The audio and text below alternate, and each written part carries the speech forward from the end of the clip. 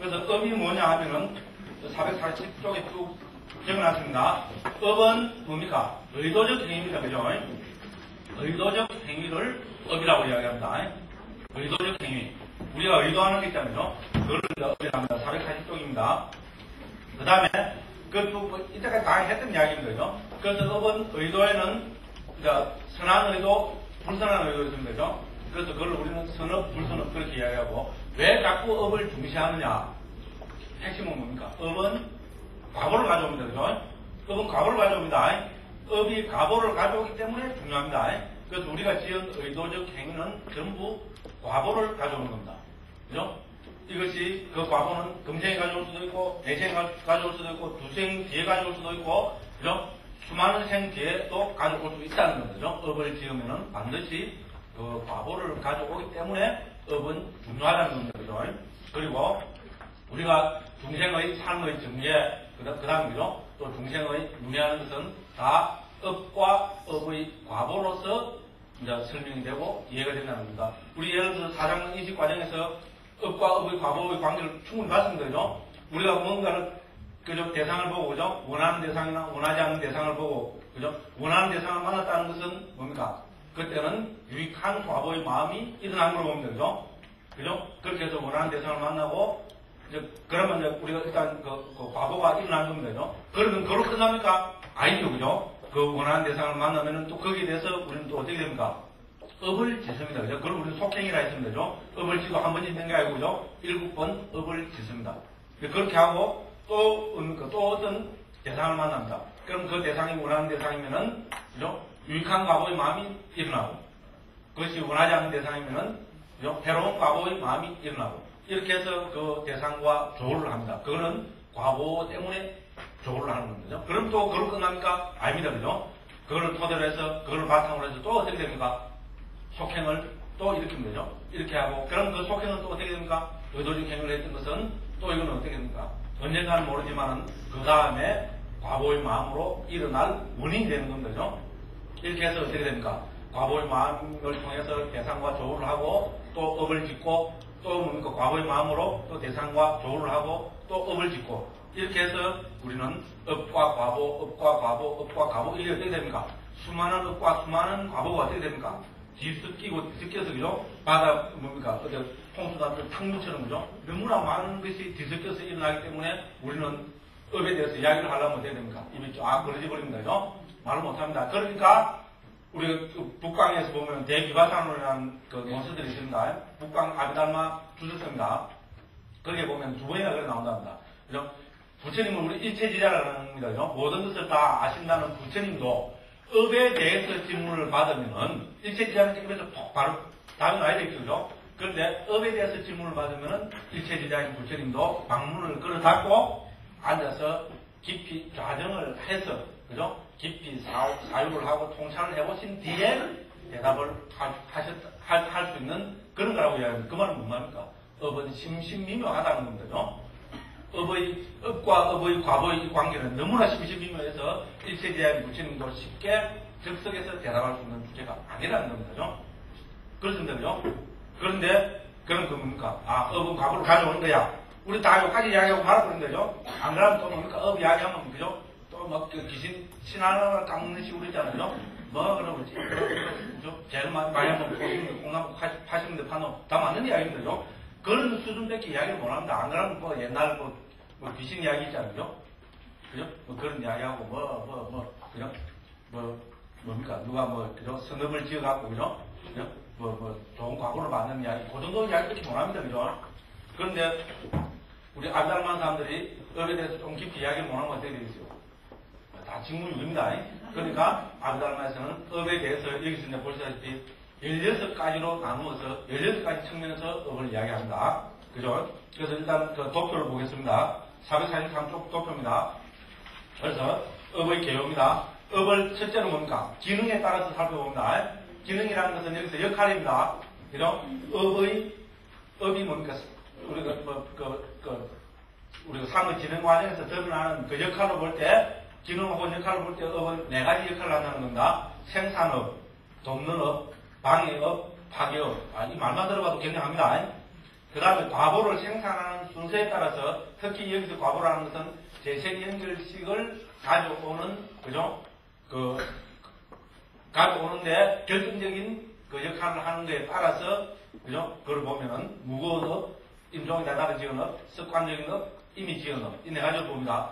그 다음에 업이 성숙하는 시간에 따라서 보면은 금생에 받는 업, 다음 생에 받는 업, 세 번째 생부터 끊임없이 받는 업, 효력이 없는 업. 야, 효력이 없는 업도 있어요, 그죠? 그런데 효력이 없는 업이라는 게 실제로 없어요. 한번 살펴보면 되겠어요. 자, 그죠? 그 다음에 과보를 생산하는 장소에 따라서 해로운 업, 욕계 유익한 업, 색계 유익한 업, 무색계 유익한 업. 이렇게 나누고 있습니다. 됐죠, 그죠? 그래서 16가지 측면에 의해 갖고 업을 살펴보고 있습니다. 그죠? 그래서 첫 번째 이제 보는 것이 역할에 따라서입니다. 역할에 따라서 보면은 442쪽입니다. 업은 첫째로 뭡니까? 생산업의 역할을 한다고 그랬습니다. 그죠?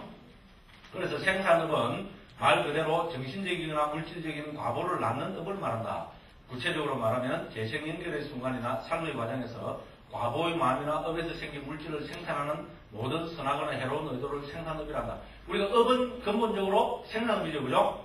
업은 과보를 생산하기 때문에 기본적으로 생산업입니다. 그죠? 그 다음에 우리가 몸에 있는 물질은 다 업에서 생긴 물질입니다. 그렇죠? 우리 몸에 있는 용기, 코, 여, 몸, 내장 이런 건 다 아비담사에서는 업에서 생긴 물질이라고 이야기합니다. 우리 6장에서 다음 장에서 이제 봅니다. 그래서 오늘 넘어가겠습니다. 그 다음에 두 번째 뭡니까? 업은 근본적으로 생산업의 역할을 하지만 업은 또 뭡니까? 돕는 역할을 한다는 겁니다. 그래서 돕는 업입니다. 돕는 업은 말 그대로 자기 자신은 과보를 생산하는 기회를 가지지 못하지만 다른 업이 과보를 산출하는 기능을 수행할 때 그 업이 고통스럽거나 즐거운 업의 결과를 가져오도록 돕는 기능을 하는 업이다. 됐죠? 그죠? 한 업이 과보를 생산할 때 돕는 업은 뭡니까? 그걸 도와주는 겁니다. 그죠? 그죠? 불이 났어요. 불난 집이 뭡니까? 그렇죠. 부채질하는 겁니다. 그죠? 그래서 불이 났는데 부채질하는 역할을 하는 업이 있다는 겁니다. 다른 업이. 무슨 말인가 알겠어요? 그래서 그 업이 있는 거를 더 도와준다는 말입니다. 그죠? 그런 역할을 하는 업이 있다는 겁니다. 그죠? 그래서 쭉 읽어보시면 됩니다. 그죠? 똑같은 이야기입니다. 그 다음에 이제 444쪽입니다. 방해하는 업입니다. 우리가 돕는 업과 반대되는 역할을 하는 업이겠죠. 그죠? 방해하는 업은, 방해하는 업 역시 자신은 과보를 생산하는 기회를 가지지 못하지만 다른 업이 과보를 산출하는 기능을 할 때 그것을 방해하고 좌절하게 하여 괴롭거나 즐거운 과보에 대항하거나 그 기능을 단축시키는 기능을 하는 업이다. 불난 집에 이건 뭡니까? 물 끼얹는 겁니다. 그죠? 그러면 불이 빨리 끄지겠죠. 그죠? 그런 업을 하는 것을 방해하는 업이라고 합니다. 그래서 생산업이 뭐냐에 따라서 돕는 업과 방해업은 좋은 경우도 있고 나쁜 경우도 있습니다. 그죠? 해로운 업이 뭡니까? 확 진행을 될 때 돕는 업은 뭡니까? 해로운 업이 더 있게 도와주는 겁니다. 그죠? 해로운 업이 진행할 때 방해하는 업은 나타나면 좋죠. 그죠? 방해를 해버리면 그 해로운 업이 빨리, 과보가 빨리 소멸되도록 그렇게 해주는 겁니다. 그죠? 그럼 좋은 업도 마찬가지입니다. 좋은 업을 방해하는 다음에 좋은 업의 과보가 줄어드는 겁니다. 그죠? 그 다음에 좋은 업이 진행될 때 돕는 업이 나타나면 그 과보가 더 길어지는 걸 이야기합니다. 그죠? 그럼 파괴업은 뭡니까? 파괴업은 다른 약한 업을 눌러 없애버리는 역할을 한다. 그래서 방해하고 파괴하는 건 구분되죠. 그죠? 방해는 방해하는 거지만은 파괴하는 건 뭡니까? 그 업의 진행을 완전히 부숴버리는 겁니다. 그죠? 그래서 그걸 이제 파괴하는 업이라고 그렇게 이야기합니다. 쭉 읽어보시면 다 됩니다. 그러니까 우리가 업을 이렇게 네 가지로만 이해해도 우리가 업에 대한 이야기가 아주 깊어집니다. 그죠? 우리는 일반적으로 뭡니까? 업 하면 과보를 가져오는 것밖에 모릅니다. 그죠? 그렇게 생각을 안 하지만은 업은 뭡니까? 돕는 역할도 하고, 그죠? 방해하는 역할도 하고, 파괴하는 역할도 합니다. 그죠? 그래서 우리가 다양한 그게 됩니다. 예를 들어서 우리가 이 세상 살다 보면 있잖아요. 별로 아무것도 아닌 병에 한번 걸리는데 어떻게 됩니까? 그죠? 그게 어떻게 됩니까? 뭐 감기 재채기 콜록콜록 막 몇 번 해서 이제 그걸 끝날 줄 알았는데 어떻게 됩니까? 돕는 업이 하면, 그죠? 막 고열이 생기고, 그러고 나중에 뭐 폐렴 걸리고, 그죠? 수술해야 되고, 뭐 복막염 걸리고, 골치 아파지 걸립니다. 그죠? 그럼 그거는 불교적으로 볼 때 어떻게 됩니까? 돕는 업이 지금 잘못한 거라고 이야기가 됩니다. 그죠? 그럼 뭡니까? 어떤 사람이, 그죠? 그죠? 이제 어떻게 됩니까? 삶이 망했죠. 그죠? 그래서 이제는 어떻게 됩니까? 이제 더 이상 이제 회생불능할 경우까지 갔어요. 그래서 이제 이 세상 끝났구나, 죽었구나, 이래 했는데 어떻게 됩니까? 뜬금없이 무슨, 그죠? 도움이 생겨갖고, 그죠? 에이, 그런 게 뭐, 제일 좋은 걸 로또 복권 당첨됐다 해버립시다. 이건, 이런 말 하면 안 되는데, 그죠? 어쨌든, 그죠? 그 경우에는 뭡니까? 뭡니까? 새로운 업이 진행되는 것을 방해한 거잖아요. 그죠? 방해해갖고, 우리 새로운 그게 열리고, 그죠? 이렇게 해서 업은 어떻게 됩니까? 그 역할에 따라서 다양한 그게 된다는 겁니다. 우리는 업 하나만 짓고 죽는 거 아닙니까? 그죠? 말로 헤아릴 수 없는 수백, 천만 번의 업을 짓고, 뭐, 전생 말하면 말할 것도 없고, 그죠? 이렇게 해서 그 많은 업들이 뭡니까? 얽히고 해서 그 과보는 어떻게 됩니까? 얽히고 설키고 해서 과보가 나타납니다. 그죠? 그러니까 어떤 업에 대한 어떤 과보가 서로 얽히고 진행될지 그걸 쉽게 알겠어요. 쉽게 모르겠어요. 그죠? 그러니까 부처님도 어떻게 해야 됩니까? 그죠? 방문을 걸어닫고, 그죠? 깊이 자주 그것도 우리 같은 동생이야. 말했어, 뭐 하겠어요. 그죠? 그렇지만 요 정도로도 살펴봐도 어떻게 됩니까? 업의 전개는, 그죠? 너무나 다양합니다. 그죠? 부처님이 문을 닫고 앉아서 자정을 해야 된다는 걸 충분히 이해하시겠죠, 그죠? 그래서 아비담 많은 사람들은 일단 이렇게 네 가지로 업을 이제 분류해서 봅니다. 그 다음에 성숙하는 순서에 따라, 그죠? 그래서 446쪽입니다. 그 아래 두 번째 보면은, 이제 저자는 업을 그 과보가 나타나는 순서에 따라 네 가지로 분류하고 있다. 구체적으로는 수없이 많은 업 가운데서 다, 여기 중요합니다. 이거 서울과 시험 나옵니다. 다음 생의 재생연결식을 만드는 역할을 하는 순서에 따라 내서는 그리고 다음 편에 해놨죠, 그죠? 그죠? 다음 생의 재생연결식을 만드는 역할을 하는 순서입니다, 그죠? 이거 중요하죠, 그죠? 우리가 한 생에 보면 수없이 많은 업을 짓는데 그 중에서 그죠? 어떤 업의 과보로 재생연결식이 결정되는가? 이거 중요하죠. 그래서 재생연결식이 되는 그 재생연결식이라는 과보의 마음이 일어나는 그 업은 하나입니다. 그죠? 100천만 개의 업을 짓더라도 재생연결식을 결정하는 과보는 하나의 업의 과보입니다. 그죠? 무슨 말인지 알겠죠? 그죠? 그러니까 결국 그것이 어떤 업이 재생연결식을 결정하는 것인가? 이거는 우리가 꼭 알아놔야 됩니다. 중요합니다. 그래서 거기에 따라서 순서대로 네 가지가 나옵니다. 무거운 업, 그 다음에 인종에 다다른 지은 업, 습관적인 업, 이미 지은 업입니다. 그래서 어떤 사람이 한 생을 살면서 무거운 업을 지으면 어떻게 됩니까? 이 무거운 업의 과보가 반드시 재생연결식이 되어버리는 겁니다. 됐죠? 그게 중요하죠, 그죠? 그러니까 우리는 이제 무거운 업은 크게 두 가지로 나옵니다. 우리는 극악업, 극선업, 이렇게 나오면 되죠? 극악업은 불교에서 뭐라 그럽니까? 우리 무간업이라고 그러죠, 그죠? 오무간업이라고 합니다. 5가지로 됩니다, 그죠? 제가 몇 번 말씀드렸습니다, 그죠? 어머니를 죽이고, 아버지를 죽이고, 아랑을 죽이고, 부처님 몸에 표를 내고, 파업승가를 파고, 이 가운데서 여러분들한테 해당 안 돼. 나머지 밑에 세 가지는 해당 안 됩니다. 두 가지는 해당 됩니다. 어머니를 죽이고 아버지를 죽이는 거. 이 사람은 죽어서 지옥에 떨어져야 되겠죠. 말도 안 됩니다. 그죠? 그죠? 그래서 부처님께서는 어머니를 죽이고 아버지를 죽인 사람은, 그죠? 그 사람의 설령, 그죠? 많은, 그죠? 선업을 지었을지라도 그 선업의 힘보다는 그죠? 이건 무거운 업이기 때문에, 그죠? 중업이기 때문에 이 업의 과보로, 그죠? 지옥에 떨어지는 재생연결식이 받는다는 겁니다. 당연하겠죠, 그죠? 좀 이해하시죠, 그죠? 그렇다는 겁니다. 그 다음에 이제 우리가 그런 극악업이 있으면 극선업이 있어야 되겠죠, 그죠? 극선업으로는 뭐를 이야기하는가 하면은 본삼매를 체험하는 걸 겁니다. 그래서 한 생에서 본삼매를 체험한 사람은 어떻게 되겠어요? 다음 생에 반드시 선체에 태어나는 재생연결식을 받는다는 겁니다. 그래서 삼매를 체험하는 건 중요합니다. 우리 참선하는 거 있잖아요. 그래서 저로 와서 흉내라도 내고 참선하는 건 어떻게 됩니까? 이건 좋은 의미입니다. 그죠? 그래서 참선을 많이 닦은 사람은 어떻게 된다는 겁니까? 죽어서 선체에 태어날 확률이 훨씬 높다는 겁니다. 그 다음에 도화관을 정전하는 건 말할 필요도 없습니다. 그죠? 성자가 돼버리면 악도에는 안 들리잖아요. 그죠? 그래서 그런 거를 우리는 급선업이라고 합니다. 그래서 448쪽 그 두 번째 문단을 보면 한편 선업의 측면에서 보면 선의 마음은 무거운 업이라고 참선하는 거 있잖아요. 그래서 이것은 그 급선업입니다. 그죠? 그렇기 때문에 선정의 힘은 웬만한 악업을 지었다 하더라도 내 생에 선체에 태어나게 하는 아주 무거운 업이 된다. 됐죠? 그죠? 그 사람이 그저 본삼매를 체험한 사람은 어떻게 됩니까? 한 생에서 악업을 많이 지었다 할지라도, 그죠? 악업을 많이 지었다 할지라도 악도에는 태어날 확률이 훨씬 줄어든다는 겁니다. 그럼 우리는 또 뭡니까? 알고지비가 돼갖고 어떻게 됩니까? 야, 그럼 온무한 업을 짓고 본삼매를 체험한 사람은 어떻게 되느냐? 어떻게 되겠어요? 야, 그런 경우는 없습니다. 말로는 가능하지만 없습니다. 업을 먼저 지은 사람은 본산매를 체험할 수 없습니다. 그 생에서. 그렇게 이야기합니다. 맞죠? 그 다음에 본산매를 체험한 사람이 업을 짓겠어요? 보통 사람도 안 짓는데. 그러니까 이건 말이 안 됩니다. 그죠? 업을 짓고 본산매를 체험한 사람은 어떻게 되냐? 그거는 입에 나오니까 말인데, 그죠? 의미가 없는 말입니다. 그죠? 이제 됐습니다. 그죠? 이제 그렇게 이야기합니다. 그러면 이제 우리가 보통 사람들이 한 생에서 이렇게 극선업이나 극악업을 지을 확률은 거의 없습니다. 그죠? 어머니 아버지 죽인 사람이 인구 100만 명 중에 한 명 있을 것만 하잖아요. 그죠?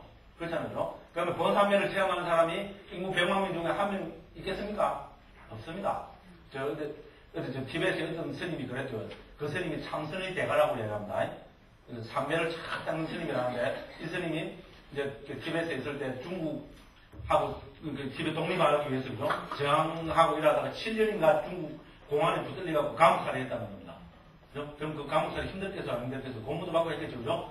그래서 그 감옥살이 7년 한 거하고 본산매 얻는 거하고 어떤 게 더 힘들고 어렵더냐고 그걸 물으니까 감옥살이 7년 한 거 얼마나 힘들겠어, 공부도 하고, 그죠? 그런데 그것보다 본산매 얻는 게 훨씬 더 힘들었다고. 무조건 훌륭한 스님 이야기 우리 믿어야 되잖아요. 그래서 우리가 본산매를 체험한다는 것은, 그죠? 또 어렵다 이라고 하지 말라는 이야기 돼가지고, 그죠? 실제로 어렵습니다, 그죠? 어렵지만은 우리는 해야 됩니다, 그죠? 그렇잖아요, 그죠? 이제 그렇습니다. 그러니까 우리가 이렇게 극선이든 극악이든 체험할 확률은 보통 사람들은 거의 희박합니다, 그죠? 그러니까 이제 두 번째 이게 어떻게 됩니까? 재생연결식을 결정할 높은 그게 됩니다. 그게 뭡니까? 두 번째는 임종에 다다라 지은 업입니다. 그죠? 그래서 임종에 다다라 지은 업은 내생의 재생연결식을 결정할 하는 중요한 변수가 된다는 겁니다. 그렇겠죠? 우리가 바로 직전에 뭐 했던 거는 다음 행을 하는데 큰 역할을 하잖아요. 아닙니까? 그죠? 누가 뭐 친구하고, 야, 커피 마시러 가자. 방금 그랬습니다. 그럼 그 사람은 어디로 가겠어요? 커피숍으로 커피 마시러 가겠죠? 그게 거의 대부분이잖아요. 그죠? 그렇습니다. 방금 친구하고, 야, 커피 마시러 가자. 그러면 그 다음에 행위는 뭡니까? 커피 마시러 갑니다. 그죠? 당연하죠? 물론 그럴 수도 있습니다. 커피 마시자 이래 했는데 커피 마시러 가려 하다가 어떻게 됩니까? 그죠? 3년 전에, 그죠? 뭐, 또 친구하고 뭐 어디서, 그죠? 3년 뒤에 뭐, 석천호수 다리에서 만나자, 뭐. 그래 했더니 생각나서 갈 수 있습니다. 그죠? 가능성은 충분히 있습니다. 그렇지만 어떻게 됩니까? 커피 마시러 가자 했으면 커피 마시러 가는 것이 우리가 일반적인 겁니다. 그와 마찬가지로 임종 직전에 지은 업은 어떻게 되겠어요? 죽고 나서 바로 가면 그렇게 우리 시간으로 보면 불과 몇 분도 안 될 겁니다. 그죠? 죽고 나서 어디에 태어나는, 어디에 재생연결식을 결정한, 어디에 재생연결식이 일어날 것인가를 결정하는 중요한 변수가 되겠죠. 상식적입니다. 그죠? 그래서 우리 이제 이 책에서는 임종에 다다라 지은 업을 두 번째 중요한 거로 봅니다. 그죠? 그래서 448쪽입니다. 읽어보겠습니다. 여기서 임종에 다다라 지은 업이란 임종에 임박해서 지은 업, 구체적으로 말하면 금생의 마지막 자완의 과정이 일어나기 바로 직전에 지은 강한 업을 뜻한다. 나쁜 성질을 가진 사람이 죽기 직전에 그가 지은 선행을 생각하거나 죽기 직전에 선업을 지으면 좋은 생을 받게 된다. 그렇겠죠, 그죠? 그럴 확률이 훨씬 높아집니다, 그죠? 그렇잖아요. 나쁜 업을 많이 짓는데 됩니까? 죽을 때, 그죠? 정말로 그걸 자기가 참여하고, 그죠? 그죠? 뉘우치고, 그죠? 그 사람한테, 그죠? 잘못했다고 그걸 고백을 하고, 그죠? 그렇게 해서 정말로 좋은 마음으로 죽으면 그 사람은 어떻게 되겠어요? 선체에 태어날 확률이 높아집니다, 그죠? 그런데 어떻게 됩니까? 평소 좋은 일 많이 하다가도 죽기 직전에 어떻게 됩니까? 집착 확 한다든지, 그죠? 예? 그죠? 아이고, 내 돈, 이거 내가 죽을 때 가져가야지. 이런 그런다든지, 그죠? 안 그러면 죽기 직전에 어떤 사람은 확 증오를 한다든지, 그죠? 그럴 수도 있습니다, 그죠? 그렇게 하면은, 이 논리에 의하면 뭡니까? 악체에 태어날 확률이 높아진다는 겁니다. 네, 그래서 착한 사람이 만일 죽기 직전에 그가 지은 악업을 생각하거나 죽기 직전에 악업을 지으면 불행한 곳에 태어날 수 있다. 이런 이유 때문에 남방의 불국가에서는 죽어가는 사람으로 하여금 그가 지은 선업을 기억해내도록 유도하고 마지막 순간에 좋은 생각을 일으키도록 힘을 다해서 도와주고 있다. 이거야말로 뭡니까? 불교 호스피스입니다. 그죠? 호스피스는 정말 불교가 해야 되는 겁니다. 그죠? 정말 중요합니다. 그죠? 그 다음에 우리 주위에 가까운 사람들이 죽을 때 있잖아요. 이렇게 하도록 도와주는 것은 우리가 정말 중요합니다. 그래서 죽을 때 편안한 마음을 가지고 죽도록, 그 다음 죽을 때 그 사람의 이름으로 예를 들어서 사회에 보시를 하고, 그죠? 기여를 하고, 이렇게 해서, 그죠? 그 사람한테 알려주고, 그죠? 그 사람이, 그죠? 내가 이렇게 한평생 이렇게 고생해서, 그죠? 모은 돈 갖고, 내 자식들이, 이렇게 우리 사회를 위해서, 그죠? 좋은 일을 했구나. 이러면 어떻게 됩니까? 죽을 때 마음이 편하고, 행복하고, 기쁘고, 그렇게 했죠, 그죠? 그런 사람이 다음 생에 좋은 데 태어날 확률은 말할 필요도 없잖아요, 그죠? 훨씬 높다는 겁니다. 호섭지서는 불교가 해야 되는 겁니다, 그죠? 그래서 우리는 뭡니까? 잘 사는 것도 중요하지만, 이걸 보면 뭡니까? 잘 죽는 것도 너무 중요합니다. 우리가 내생을 안 믿으면, 그죠? 내생을 안 믿으면은, 죽으면 그만 이래버리면, 그죠? 마음대로 될지도 모르지만, 우리 그 불교를 믿고 내생을 믿는 사람은 어떻게 됩니까? 삶을 열심히 잘 살았듯이 죽을 때도 어떻게 됩니까? 잘 죽어야 됩니다, 그죠? 그래서 웰빙도 중요하지만은, 웰다잉도 중요합니다, 그죠? 그래서 커피는 웰빙 커피를 마시고, 나이 들어서 생각은 뭡니까? 웰다잉을 해야 됩니다, 그죠? 그래서 실제 중요한 거, 아까도 제가 조금 말씀드렸다시피, 그죠? 나이 50 넘고 이러면, 어떻게 살다가 죽을 것인가? 그죠? 잘 생각해야 됩니다, 그죠? 내 가족을 위해서 내가 어떻게 헌신을 하고 죽을 것이며, 그죠? 내 이웃, 내 사회를 위해서 내가 어떻게 헌신하고 좋은 일을 하고 죽을 것이며, 그죠? 그 다음에, 그런 다 우리가 생각하고, 그죠? 말년에 정말 회양 잘하고 가야 됩니다, 그죠? 그게 진정한 불자의 모습입니다. 그래서 아브라함에서도 이걸 강조하고 있습니다. 그래서 위에서 말한 무거운 업을 일생 동안에 짓지 않은 사람이 임종에 다다라서 강한 업을 지으면 이것이 일반적으로 재생을 연결하는 역할을 한다. 그렇죠, 그죠? 중요합니다. 그죠? 잘 주게 됩니다. 그 다음에 임종에 다다라서 어떤 큰, 그죠? 이런 업을 짓지 않은 사람은 어떻게 되느냐. 그죠? 이제 세 번째입니다. 습관적인 업입니다. 그죠? 그럼 습관적인 업이라면 뭡니까? 그 사람이 한평생 습관적으로 지었던 그 업이 재생연결식의 과거를 결정하는 역할을 합니다. 그렇죠? 습관적으로 나쁜 짓 많이 한 사람은 어떻게 되겠어요? 그 사람은, 그죠? 죽어서, 그죠? 나쁜 과거를 받을 확률이 훨씬 높잖아요. 습관적으로 좋은 업을 많이 지은 사람은 자연적으로, 그죠? 재생연결식이 좋은 곳에 나게 가지면 되죠? 예를 들어 우리가 이쪽으로 방향 이래가면 어떻게 됩니까? 자연스럽게 이쪽으로 가게 됩니다. 그죠? 그렇잖아요. 그죠? 그 다음에 이쪽으로 하는 사람은 어떻게 됩니까? 자연스럽게 이쪽으로 가게 됩니다. 그죠? 그래서 선업은 뭡니까? 그죠? 선도로 재생연결식을 받을 확률이 훨씬 높고, 그죠? 악업을 많이 지은 사람은 악체의 재생연결식을 받을 확률이 훨씬 높다는 겁니다. 그걸 우리는 습관적인 업이라고 합니다. 즉, 습관적으로 반복해서 지어온 선업이나 악업이라는 겁니다. 무거운 업이나 임종에 다다라 지은 강한 업이 없으면 이 습관적인 업이 재생연결식을 내는 역할을 하게 된다. 그렇죠, 그죠? 그리고 그 다음 네 번째는 뭡니까? 그 사람이 습관적으로도 뭔가, 그죠? 좋은 일도 안 하고 나쁜 일도 안 하는 사람은 뭡니까? 이미 지은 업이라서 그죠? 그 다음은 뭡니까? 이거는 우리가 말할 수가 없는 겁니다, 그죠? 그렇지만은 이미 지은 어떤 업 중에 하나가 재생연결식으로 과거를 내게 된다는 겁니다. 그죠? 근데 그거는 뭔지 모른다.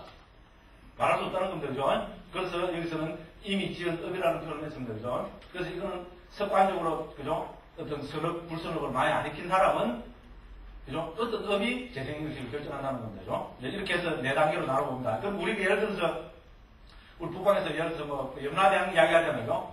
근데 또 많은 중생들은 어떻게 됩니까? 죽어서 어디에 재생연결식을 받아야 될지, 어떻게 윤회를 할지도 결정도 못하는 사람들이 많다 그러잖아요. 그런 사람들을 도와주는 사람이 우리 북방에서는 염라대왕이라고 합니다. 그죠? 염라대왕은 뭡니까? 그래서, 그죠? 어떻게 태어날지 모르는 사람이, 그죠? 탁 오면 어깨대로 딱 해갖고, 그죠? 쫙 보여주고, 그죠? 그래갖고, 너는 어디로 가라. 이래주면, 감사합니다. 이러고 가서 태어난다고, 그죠? 이건 제 픽션이고, 그죠? 그렇게 이야기하잖아요. 그죠? 그래서, 그런 걸 보면은, 이미 지은 업에 해당되는 사람이 어떤 그런 도움을 받아야 재생연결을 결정할 수 있는 사람이라고 예를 들어서 우리가 볼 수 있겠습니다. 그죠? 그래서 어쨌든 이 네 단계로 이야기를 합니다. 그런데 이제 청림도로는 이제 조금 생각이 다릅니다. 449쪽입니다. 밑에 청림도로 읽어보겠습니다. 자, 무거운 업, 습관적인 업, 임종에 다다른 지은 업, 이미 지은 업이다. 유익한 것이든 해로운 것이든 무겁거나 가벼운 업 중에서 어머니를 살해한 업 혹은 고귀한 경지, 즉 섬의 경지의 업이 무거운 업이고 앞에 설명했습니다. 그죠? 이것이 먼저 과보를 준다. 됐죠? 그와 마찬가지로 습관적인 것과 습관적이지 않은 것 중에서 좋은 행위든 나쁜 행위든 습관적인 것이 먼저 과보를 준다. 됐죠? 그죠? 그 다음에 임종에 다다를 지은 업이란 임종시에 기억나는 업이다. 임종에 가까운 사람이 그 업을 기억할 수 있다. 그것에 따라 태어난다. 그래서 임종에 다다를 지은 업을 했고요. 이 셋에 포함되어 있지 않고 자주 반복하여 지었기 때문에 이미 지은 업이라 한다. 앞의 세 가지 업이 없을 때 이것이 재생연결을 일으킨다. 됐죠? 근데 뭐가 좀 이상합니까? 순서가 좀 이상하죠? 우리 아담마다 상가 11세기에 뭡니까? 아누르 다스님이 지은 이 우리 교재에 의하면 아리다마트 상가에 의하면은 순서가 뭡니까? 무거운 업, 임종에 다다를 지은 업, 그 다음에 습관적으로 지은 업 이런 순서입니다. 그죠? 근데 청정도로는 다릅니다. 그죠? 무거운 업, 습관적인 업, 임종에 다다를 지은 업 이런 순서로 됩니다. 그죠? 그런데 청정도론이 5세기 때 지은 책이죠. 우리 이것보다 600년 이전에 먼저 지은 책이고 원인을 가지고 있는 책입니다. 그러니까 청정도론에 의하면 어떻게 됩니까? 우리가 습관적으로 지은 업이 임종에 다다를 지은 업보다 더 중요하다고 보는 겁니다. 그죠? 근데 우리가 충분히 이것도 일리가 있죠. 이거야말로 우리가 윤리적인 잣대가 되잖아요. 이건 윤리적인 거죠. 그렇잖아요. 한 사람이 그죠? 습관적으로 그죠? 나쁜 짓 많이 한 사람이 그죠?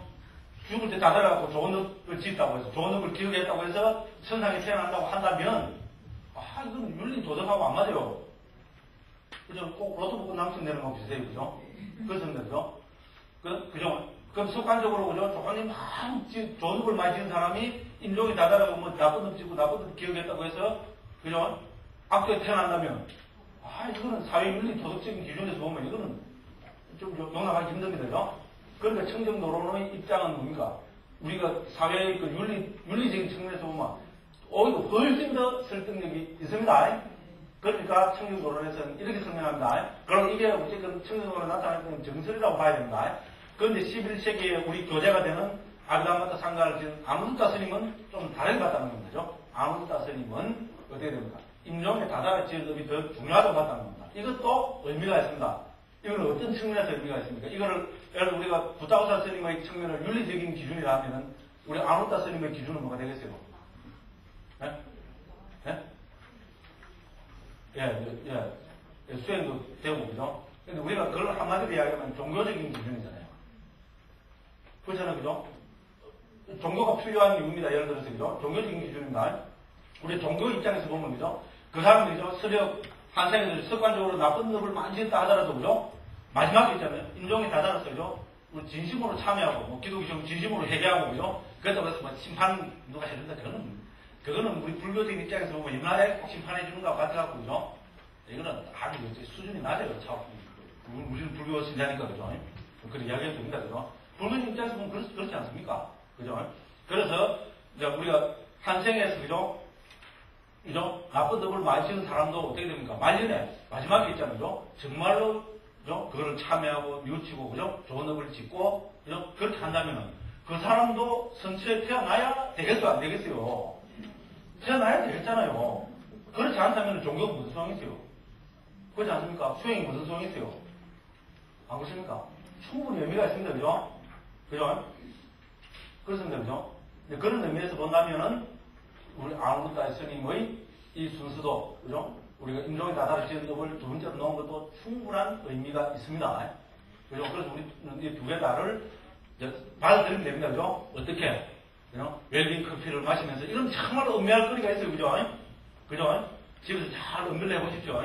그죠? 음미를 해보시면은, 이제 우리가 이 윤리 도덕적인 측면하고 종교적인 측면의 우리는 그 차이를 알 수 있습니다. 그죠?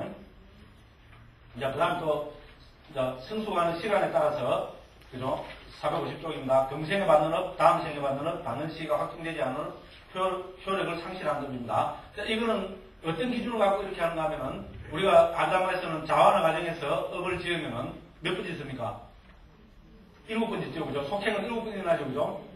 그러니까, 이 7번 속행 가운데서 첫 번째 일어나는 속행은 첫 번째 짓는 업이잖아요. 그죠? 이 업은 좀 미약하다고 이야기합니다. 그거는 금생에 받는 업이 된다는 겁니다. 됐죠? 그죠? 그 다음 7번 중에 맨 마지막에 7번째 있잖아요. 이거는 두 번째로 약하다고 하는 거죠. 이거는 다음 생에 받는 업이 된다는 거죠. 그 다음에 이제 두 번째부터 여섯 번째까지, 요 중간에 다섯 가지는 강하다고 이야기합니다. 요거는 세 번째 생 이후에 받는 업이 된다는 겁니다. 됐죠, 그죠? 그렇게 설명하는데, 요 뒤에 지금 설명이 그렇습니다. 그죠? 금생에 받는 업 해갖고 450쪽, 그 맨 밑에 설명에 보면은, 첫 번째 자원화가 이 금생에 받는 업이라고 설명한다. 됐죠, 그죠? 그 다음에 다음 생에 받는 업은 두 번째로 약한 마지막 일곱 번째 업이라고 아브당마에서는 설명한다. 그 다음에 받는 시기가 확정되지 않는 업은 세 번째 생부터 받는 업이라는 의미다. 이렇게 하고요. 중간에 다섯 개의 자원화가 여기에 속한다고 하며 이렇게 했습니다. 이 업은 윤회가 계속되는 한 결코 그 효력이 소멸되지 않고 과보를 한다고 한다. 그러니까 뭡니까? 속행을 일어나면 반드시 일곱 번 일어나기 때문에 어떻게 됩니까? 네, 업은 어느 시간인지 받게 되어 있습니다. 그 다음에 뭡니까? 효력을 상실한 업이 있습니다. 와, 대한민국 만십니다. 그죠? 와, 굉장합니다. 그런데 그게 뭡니까? 이 효력을 상실한 업은 뭡니까? 금생에 받을 업이 그 과보라는 것은 조건이 맞아야 됩니다. 그죠? 조건이 안 맞으면은 그 과보를 못 맞습니다. 그래서 금생에 받을 업이 조건을 못 만나서 지나가버리는 건 효력이 상실해버립니다. 됐죠? 그럼 두 번째 생에서 받아야 될 업이 뭡니까? 효력을 그 조건을 못 만나면은 지나가버리면 효력을 상실합니다. 그래서 효력을 상실하는 업이라고 합니다. 그렇지만 중간에 가장 강한 몇 개가 남아있어요? 5개가 남아있어요. 두 번째부터 여섯 번째까지, 그죠? 자원화 중에 5개가 있습니다. 이거는 뭡니까? 네. 세 번째 생 뒤부터 명령을 받아야 될 업입니다. 여기는 효력을 상실하는 업이 없어요. 그러니까 뭡니까? 자원화가 한번 일어나면은 업을 받아야 됩니다. 그런데 첫 번째, 두 번째 생에서 받는 업만 효력을 상실하는 업이 있습니다. 그렇더라도 가장 강한 중간에 5건은 업을 받아야 되기 때문에 조할 필요 하나도 없습니다. 그 다음에 성숙의 장소에 따라서 해로운 업, 욕계 유익한 업, 색계 유익한 업, 무식계 유익한 업, 이렇게 해로운 업, 유익한 업을 했습니다. 그 다음에 여기서 중요한 것은 454쪽입니다. 이 중에서 업을 짓는 문에 따라 해로운 업이 세 가지가 있으니, 즉 몸으로 짓는 업, 말로 짓는 업, 마음으로 짓는 업이라 했습니다. 그래서 우리가 저기서부터 우리 불교에서 업하면 상업을 이야기하죠. 신업, 구업, 의업. 몸으로 짓는 업, 말로 짓는 업, 마음으로 짓는 업. 신구의 상업이라 하잖아요. 그래서 이 신구의 상업은 문에 따라서 달라지는 겁니다. 그죠? 그래서 여기서 문은, 여기 밑에 보면은 뭡니까? 암시를 문이라고 합니다. 사생과 도둑질과 사태는 의면은 몸을 통한 암시라 불리는 몸의 문에서 주로 일어나기 때문에 이랬습니다. 그죠? 그래서 우리가 마음으로 이제 결론적으로 말씀드릴 것은 상자부 아비달마에서는 업은 전부 마음으로 짓습니다. 그래서 업은 의도적 행위자는 거죠. 업은 심소법입니다. 심리현상입니다. 정신적인 것이지 업은 물질적인 것이 아닙니다. 그러면 몸으로 짓는 업은 어떻게 됩니까? 몸으로 짓는 업도 업은 의도적 행위로 의도로서 짓고 그걸 뭡니까? 행위 몸으로 하는 겁니다. 그래서 이 몸으로 하는 행은 뭡니까? 이거는 업을 짓는 문이죠. 구체적으로 말하면 뭡니까? 그거를 불교에서 인약이라고 하고 저는 막 옮겨서 암시라고 옮겼습니다. 그죠? 그렇잖아요. 행위를 통해서 짓습니다. 그죠? 행위는 물질이지만 업은 물질이 아닙니다. 너무나 당연한 이야기입니다. 그죠? 업은 심소법이고 심리현상인 거죠. 그래서 우리가 예를 들어서 예를 들어서 어떤 사람이 살인을 한다고 하셔도 그죠? 살인을 하는데 한 10분 걸립니다. 그죠? 그죠? 10분 걸립니다. 그럼 처음에 의도를 딱 일으킵니다. 의도를 일으키면 어떻게 됩니까? 칼을 이제 싹 이렇게 합니다. 그죠?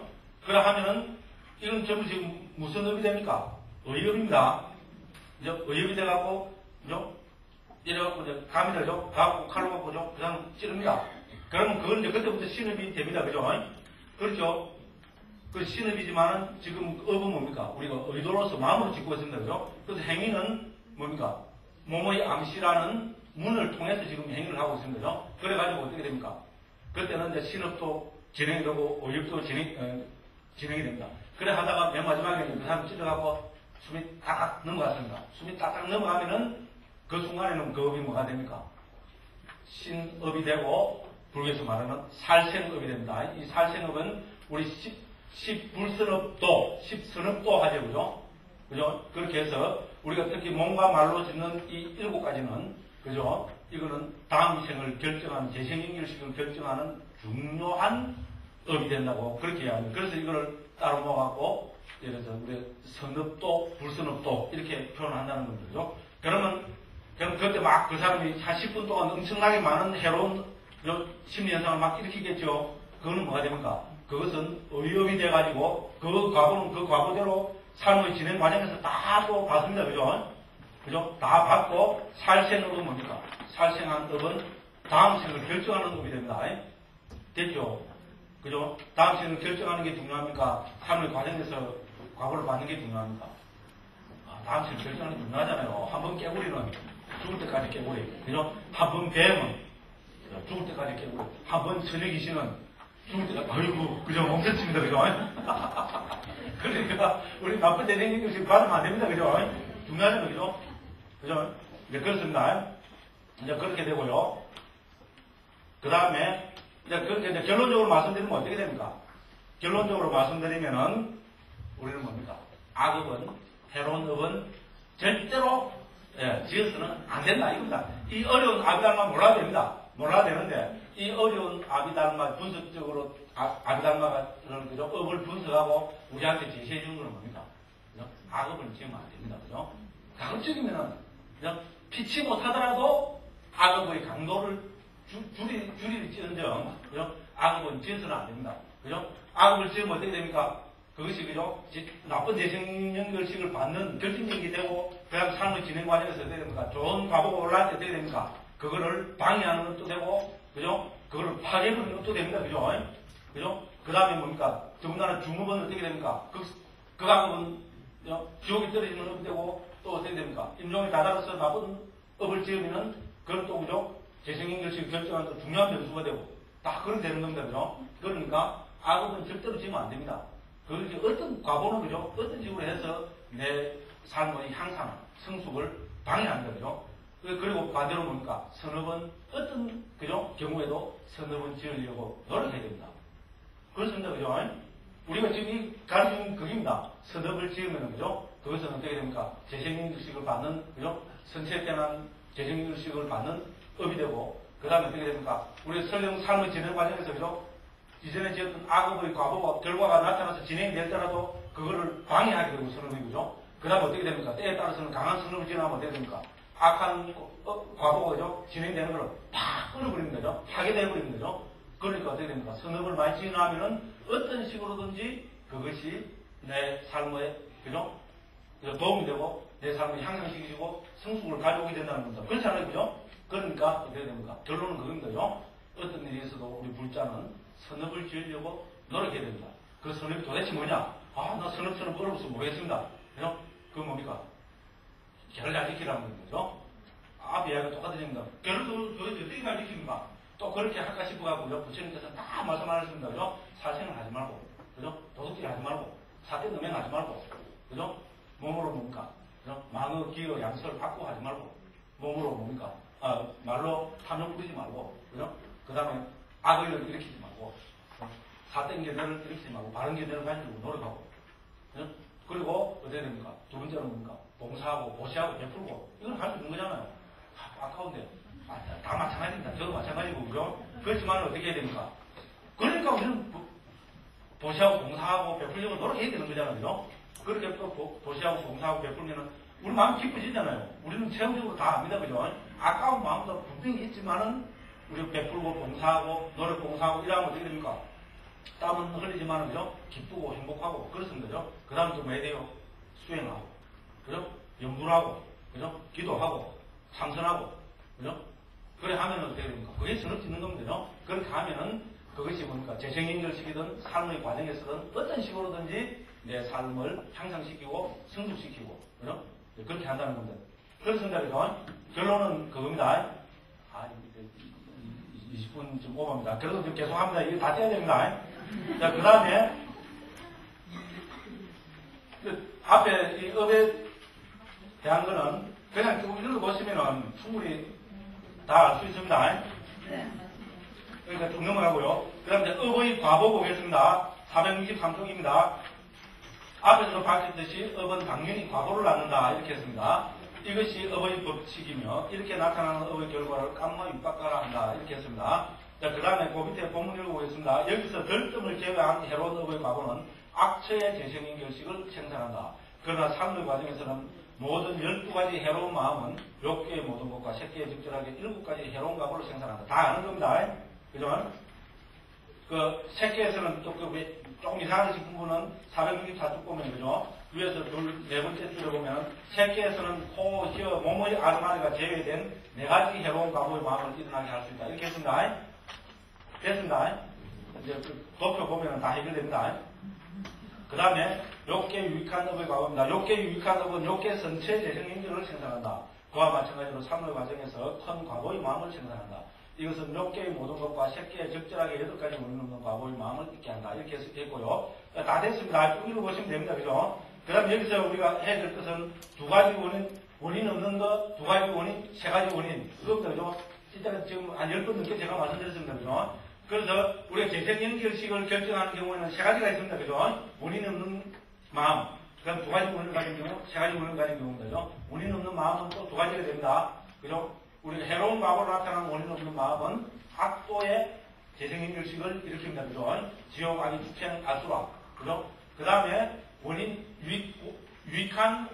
없는 유익한 과거의 마음은 어떻게 됩니까? 선처의 재생 연결식을 가져오지만, 그죠? 그렇게 인간이나 천사의 재생 연결식을 가져오지만, 인간은 태어났을 경우에는 불구자. 그죠? 신으로 태어났을 경우는 지신, 수신, 목신하는 제열한 신. 그걸 된다 그랬습니다. 그 다음에 두 개의 원인을 갖고 태어나는 경우는 인간과 천상에 해당됩니다. 그죠? 인간과 천상에 해당되는데 두 가지 원인이라는 것은 불탐, 불치 말고, 죄송합니다. 불탐, 부진 말고, 불치, 즉, 지혜가 없는 경우입니다. 그죠? 그러니까 인간과 천상에 태어났더라도 본삼매를 얻지 못하고 또 뭐 한다 그랬습니까? 도화가를 증가하지 못한다 그랬습니다. 그죠? 왜? 지혜가 없기 때문에 그렇습니다. 근데 우리는 뭡니까? 우리는 불교도 만났고, 더군다나 이 수승한 법이라는 이 아비달라도 만난 사람입니다. 그죠? 그래서 여기 계시는 분들은 두 가지 원인을 가진 분일까요? 세 가지 원인을 가진 분일까요? 네, 세 가지 원인을 가진 분입니다. 우리는 자부심을 가져야 됩니다. 우리끼리 하드를 골라기 좀 이상합니다만, 그죠? 그렇잖아요. 적어도 우리는 아비달라를 공부하고 환희심을 내고, 그죠? 하는 사람들입니다. 그러니까 우리는 세 가지 원인을 갖고 태어난 사람들입니다. 그러니까 우리는 노력하면 본사면도 충분히 증득할 수 있고, 도와 과도 얻어서 승자도 될 수 있고, 해탈, 열방, 깨달음도 실현할 수 있는 사람들입니다. 그죠? 우리끼리 합의봐서 죄송합니다만, 그죠? 그런 자부심을 가져야 됩니다. 그런 거 같잖아요, 그죠? 아무것도 이해하는 사람들인데, 그죠? 그건 제가 보정하겠습니다. 그래서 본인은 없어요. 제가 보정하는 거니까. 본인은 없는데, 저는 이제 그렇게 받아들입니다. 그리고 이제 세 가지 원인을 가지고 태어난 사람은, 이제 어떻게 됩니까? 세 가지 원인을 갖고 태어난 사람은, 이제 본사면도 얻을 수 있고, 그죠? 도화가도 증득할 수 있는 사람들이라고 그렇게 이제 이야기를 합니다. 이게 몇 가지 원인이냐, 이게 중요합니다. 그러니까 이제 그 다음에 이제 쭉 넘어가겠습니다. 앞에서 이미 다 한 겁니다. 그죠? 그래서 이제 쭉 넘어가가지고 죽음과 재생 연결의 과정입니다. 이거 앞에 다 했습니다. 자, 보겠습니다. 죽음이 오는 것은 474쪽입니다. 죽음이 오는 것은 네 가지가 있으니 수명이 닿음으로써, 생산업이 닿음으로써, 둘 모두 닿음으로써, 파괴하는 업이 끼어들므로써이다. 그렇죠. 아비자마적으로 보면 이제 그렇게 되죠. 그죠? 그것도 넘어갑니다. 죽을 때의 표상입니다. 475쪽 제일 아래입니다. 죽음을 맞이하는 자에게 임종시의 다음 중 어떤 하나가 업의 힘에 의해 6가지 문 가운데 어떤 하나에 나타난다. 이게 앞에 다 한 겁니다. 또 나오는 겁니다. 상황에 따라 임종할 사람이 바로 다음 생에 직면하게 될 재생인기를 생산할 업이나, 그죠? 이전에 업을 지을 때 인식한 형상 등이나 그 업을 지을 때 사용한 기구인 업의 표상이나 바로 재민생에서 얻거나 경험하게 될 태어날 곳의 표상이 나타난다. 앞에 말씀드린 건데 여기서 조금 부연해서 설명하고 있습니다. 그죠? 그러니까 임종 직전에 일어나는 맨 마지막 자원에서 이 세 가지 중에 하나가 대상을 나타난다고 했습니다. 업의 표상, 태어날 곳의 표상입니다. 그죠? 그래서 업이라는 것은 뭡니까? 다음 재생연결을 생산할 업이고, 그죠? 업의 표상이라는 뭡니까? 업을 지을 표상을 이야기하는 것이고, 태어날 곳의 표상이라는 것은 다음 생에 얻게 될, 그죠? 그런 경험의 표상, 이런 걸 이야기한다고 했습니다.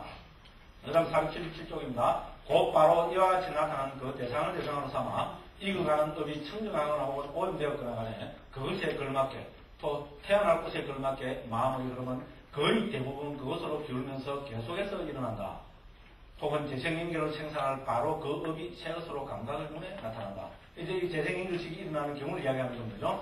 그리고 이 세 가지 중에 하나를 대상으로 해서 다음 생 재생연결식이 일어난다고 했습니다. 앞에 제가 이때가 그림 그려가서 한 10분 이상 말씀드렸습니다. 그죠? 그러니까 요거로 넘어가겠습니다. 그죠?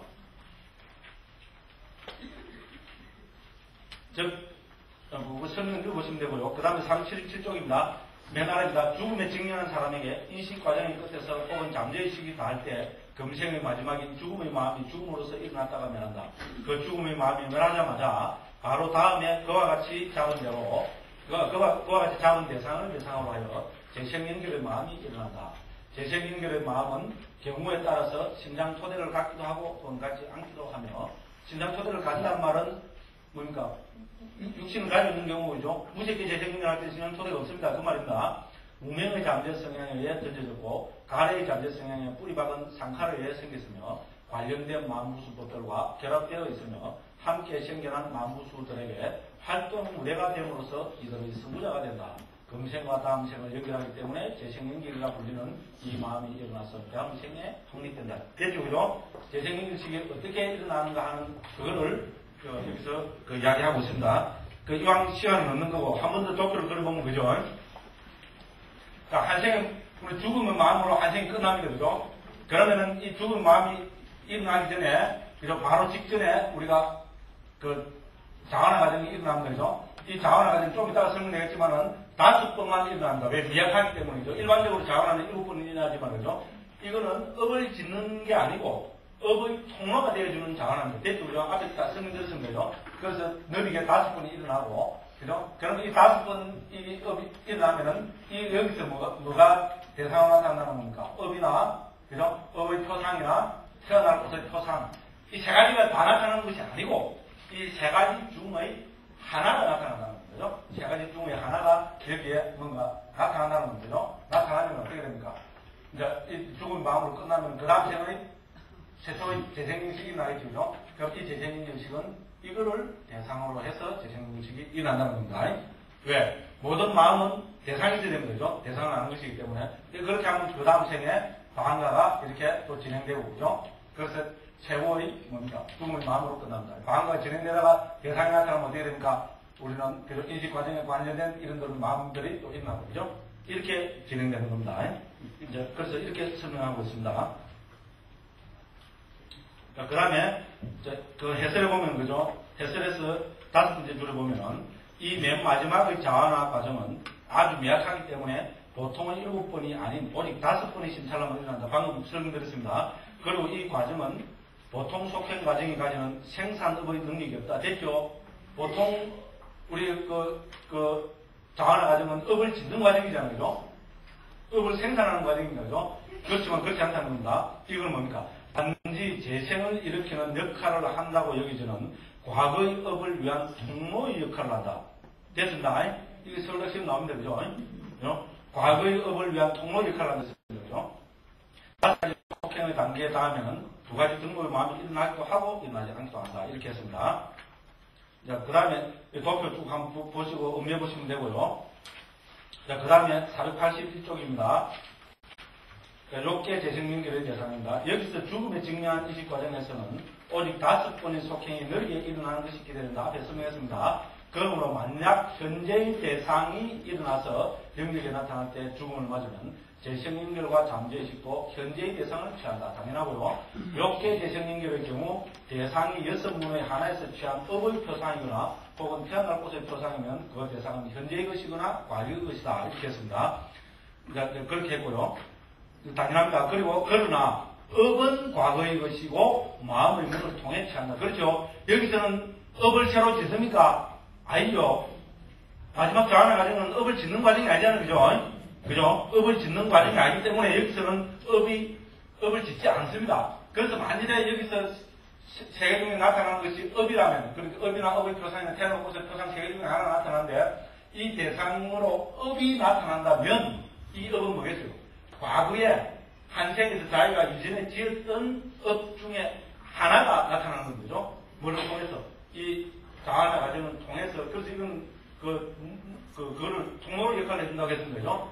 과거의 업이 나타나는 겁니다. 됐죠? 그 말입니다. 그죠? 마지막 자완화 과정에서는 업은 절대로 못 짓습니다. 그죠? 그리고 만약에 여기서 업이 나타난다면 그것은 이전에 지었던 업이 대상으로 지금 나타나리라는 겁니다. 그리고 만약에 표상이 나타난다면은, 그건 지금 현재의 표상일 수도 있고, 이전에 만들었던 어떤 표상이 나타날 수도 있겠죠. 그죠? 됐습니다. 그죠? 그럼 예를 들어서, 우리가 여기서, 우리가 새끼에 태어난 사람은 어떻겠어요? 예를 들어 새끼 제2순천에 태어난다면은, 새끼는 3매잖아요. 3매는 전부 우리가 닮은 표상이라는 표상을 대상으로 하거든요. 그 닮은 표상이 뚜렷하게 나타나겠죠. 그죠? 그러면 그걸 대상으로 해서 새끼 제2순천에 태어납니다. 이론이 약간 중요합니다. 정확하게 이렇게 그 설명을 하고 있습니다. 됐죠? 그죠? 네, 그렇게 쭉 설명됩니다. 그 다음 또 넘어가겠습니다. 그 다음에 482쪽입니다. 새끼 재생연결의 경우 대상은 항상 개념인 업의 표상이다. 됐죠? 그죠? 새끼는 왜냐하면 우리 산매경기고 산매경기는 닮은 표상을 대상으로 합니다. 난 잘 모르는데요. 구장에 나옵니다. 그죠? 이렇게 그 닮은 표상을 대상으로 하고 닮은 표상은 우리가 뭡니까? 태어날 곳의 표상은 절대로 아닙니다. 업의 표상입니다. 그렇잖아요. 자기가 수행을 해서 생긴 수행이라는 유익한 업을 지어서 생긴 표상이라는 거죠. 그래서 업의 표상이라는 겁니다. 그와 마찬가지로 무색계 재생명도 대상한 경우 따라 고귀한 마음이나 개념은 업의 표상이다 이렇게 했습니다. 그래서 무색계의 대상은 표상되고 마음도 됩니다. 좀 이따 살펴보겠습니다. 그 다음에 483쪽입니다. 무상주인들의 경우 생명기능의 구원소가 재생연결로 확립된다. 그러므로 그들은 물질의 재생연결을 가진다고 한다. 그렇습니다. 무상주정철에는 어떻게 됩니까? 마음은 일어나지 않습니다. 몸만 있습니다. 왜냐하면 인식을 해봤기 마음을 해버립니다. 그죠? 그렇게 이야기합니다. 그 다음 무색계의 중생들은 정신의 재생연결을 가진다. 말할 필요도 없습니다. 나머지는 물질과 정신의 재생연결을 가진다. 됐습니다. 그 다음에 484쪽입니다. 무색계에서 죽은 자는 더 높은 무색계에 태어나고 낮은 무색계는 태어나지 않는다. 또한 욕계의 세 가지 원인을 가지고 태어난다. 무색계에서 죽으면은 더 높은 무색계로 가거나, 그죠? 욕계에 태어납니다. 그죠? 욕계에 태어나는데 그때 세 가지 원인을 가지고 태어난다 했습니다. 색계에서 죽은 자는 원인 없이 태어나지 않는다. 그러니까 이게 무슨 말이겠어요? 색계에서 죽어갖고는 바로 악도에 떨어지지는 않는다. 혹은 인간이나 천상이 태어나도, 그죠? 불구자로 태어나지는 않는다. 이런 이야기입니다. 그죠? 그 다음에 욕계의 세 가지 원인을 가진 존재는 죽어 어디든지 태어날 수 있다. 그렇습니다. 그 다음에 나머지 두 원인을 가졌거나 원인이 없이 죽은 자들은 반드시 욕계 태어난다. 그죠? 이렇게 이야기했습니다. 자, 그 다음에 또 넘어갑니다. 이제 마지막입니다. 486쪽입니다. 이와 같이 재생연결을 받은 자에게 재생연결의 마음이 소멸한 직후부터 그 대상을 대상으로 삼아서, 그러니까 뭡니까? 재생연결식의 대상을 대상으로 삼아서, 됐죠? 그죠? 이 마음은 죽음의 마음이 일어나기 전까지 인식 과정이 일어나지 않는 한 끊임없이 강의 흐름처럼 일어난다. 이것이 삶의 구성성분이며 방황과의 흐름이라 불린다. 그렇죠? 그죠? 한 생에서 최초의 재생연결식이 생기면은, 그다음부터는 방황가가 계속 흐르죠? 그죠? 그 방황가는 재생연결식이 대상으로 가진, 죽기 직전에 일어났던 업이나 업의 표상이나 태어나고서 표상 중에 하나를 대상으로 해서 방황가가 연속적으로 흘러가는 거죠. 그러다가 방황가는 뭡니까? 알고심이죠. 대상이 나타나면 어떻게 됩니까? 그 대상을 알기 위해서, 그죠? 인식 과정이 진행되고, 대상이 없으면 또 방황가가 흐르고, 이렇게 해서 뭡니까? 우리는, 그죠? 한 일생이 진행됩니다. 그러다가 맨 마지막에 죽음의 마음으로 끝난다는 거죠. 이렇게 해서 우리는 뭡니까? 방황가가 끊임없이 흘러갑니다. 그죠? 방황가만 흐르는 것도 아니고, 우리 마음도 흐르고, 이렇게 하는 거죠. 그래서, 미얀마에 유명한 속담이 있습니다. 미얀마에 무슨 속담이 있는가 하면은, 물도 흐르고, 물고기도 흐른다. 그죠? Water flows, fish flows. 영어에 그렇게 옮겨놨어요. 우리말로 하면, 물도 흐르고, 물고기도 흐른다. 무상하다고 좀, 역시 불교사를 답죠. 그죠? 얼마나 기분 통찰되는 거죠? 물도 흐르죠? 물고기도 가만히 있어요. 물고기도 흐른다. 그죠? 그죠? 이 세상에, 그죠? 영원한 거 하나도 없습니다. 그죠? 전부 찰나면하면서 대상도 흐르고, 그죠? 세계도 흐르고, 그 세계 속에 몸받아 사는 나 자신도 흐르고, 그죠? 그래서 물도 흐르고, 물고기도 흐르고, 그죠? 미얀마 사람은 그런 속담만 하면, 우리나라에 있는 속담이 있어요. 찾아보면 있겠죠, 그죠? 자, 그래서, 한 생의 마지막에 죽음으로써 죽음의 마음이 되어 멸한다. 그 다음에 재생연결과 다른 마음들이 수레의 바퀴처럼 순서대로 회전하면서 일어난다. 결론인 거죠. 윤회. 이것이야말로 윤회잖아요. 그래서 윤회를 우리 5장에서는 사실 윤회를 승리하고 있습니다. 뭐 5장뿐만 아니라 4장, 5장이 마찬가지입니다 말이죠. 4장은 우리 한 삶의 과정에서 우리는 어떻게 대상을 인식하는가 하는 것을 집중적으로 분석해서 알아봤고 5장에서는 뭡니까? 우리는 본격적으로 어떻게 윤회를 하는가? 그죠? 한생의 재생연결식은 어떻게 결정되는가? 재생연결식이 결정되는 곳은 그 세상은 도대체 어떤 세상들이 있는가? 그래서 31가지 세상을 살펴봤고, 그죠? 거기서 뭡니까? 윤회하는, 그죠? 재생연결식이 일어나는 과정을 살펴봤고, 이 재생연결식이 일어나는 것을 결정하는 것은 업이라는 거죠. 그 업과 업의 과거를 우리는 16가지 측면에서 살펴봤습니다. 그래서 업은 근본적으로 생산업의 역할을 하지만은 또 뭡니까? 방해하고, 그죠?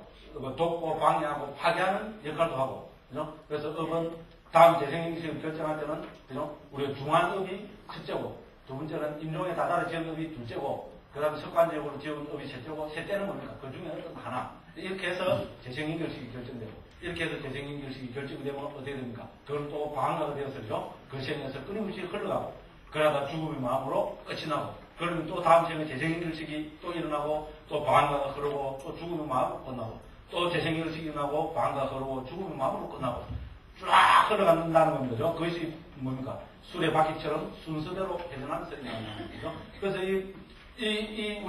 우리는 마음 지멋대로 흐르는 것 같지만은, 여기도 별로 엄연한 마음의 법칙이 있습니다. 그죠? 인식 과정에서는 인식 과정의 법칙이 있고, 그죠? 재생연결을 할 때는 재생연결의 법칙이 있고, 죽을 때는 죽을 때의 법칙이 있습니다. 그죠?